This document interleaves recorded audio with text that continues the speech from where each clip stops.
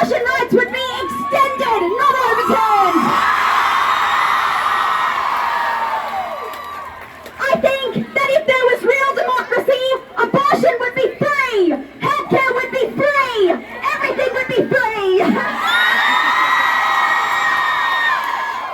It would be nice to think that society is slowly getting more equal and more progressive, but unfortunately, that's not the truth. That's not the truth.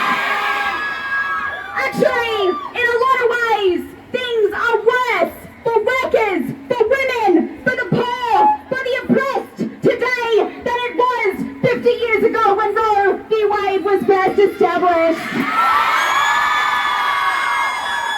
Look at our lives. Look at what we're facing in Australia right now. We're paying $11 for a lettuce when the rich are getting $80 billion of tax cuts this year. Shame!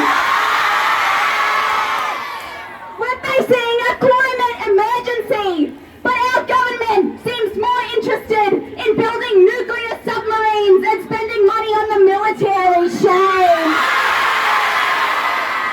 Who among us, which young person here today, thinks they're going to have a living wage, a nice home, and a good education? None of us. The future is dark right now.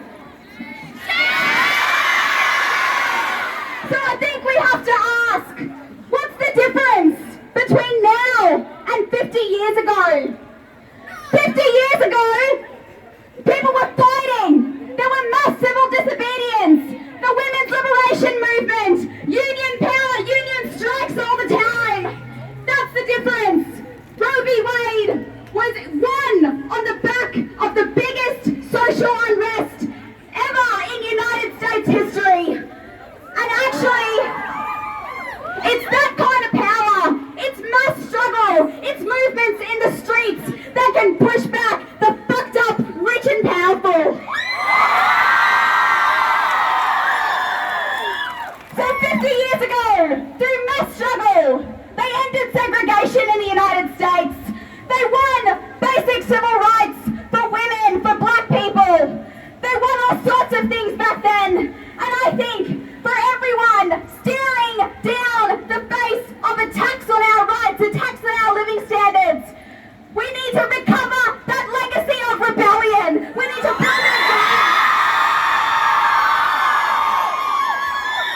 So, my message to everyone here today who is outraged by this decision is that you should be a radical. You should be an agitator. You should be an organizer for justice. And don't despair. Never despair. And never be scared of speaking up.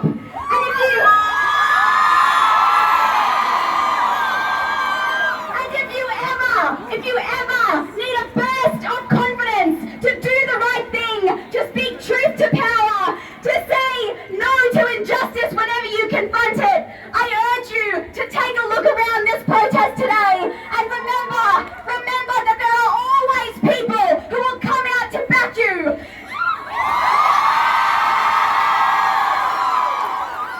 And all we need to do is find each other and raise our collective voices in the streets. So thanks everyone for coming out today, and I'll see you all back on the streets next Saturday.